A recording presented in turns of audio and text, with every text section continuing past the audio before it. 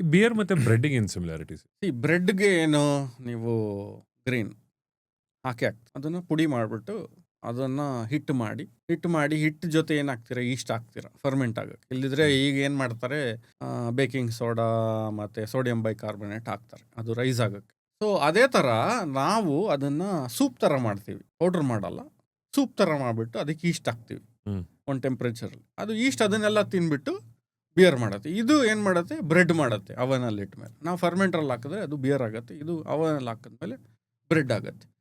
That is why it is called liquid bread ಅಂತ ಕರಿತೀವಿ ಬಿಯರ್ನ, liquid bread. But ಹಾಗನ್ಬಿಟ್ಟು ನಾನೀಗ ಅದು ಹೇಳಿದ ತಕ್ಷಣ ಬೇರೆಯವ್ರು ನಾನು ಇನ್ಮೇಲೆ ಬ್ರೆಡ್ ತಿನ್ನಲ್ಲ ಗುರು, ಹೋಗ್ಬಿಟ್ಟು 2-3 ಬಿಯರ್ ಕುಡಿದ್ಬಿಡ್ತೀನಿ, ನಾನು ಬ್ರೆಡ್ ತಿನ್ನಂಗೆ ಲೆಕ್ಕ ಅಂತ ಆ ಪರ್ಸೆಪ್ಷನ್ ಬರಬಾರ್ದು. ರೈಟ್. ಯಾಕೆಂದರೆ end of the day alcohol is not healthy.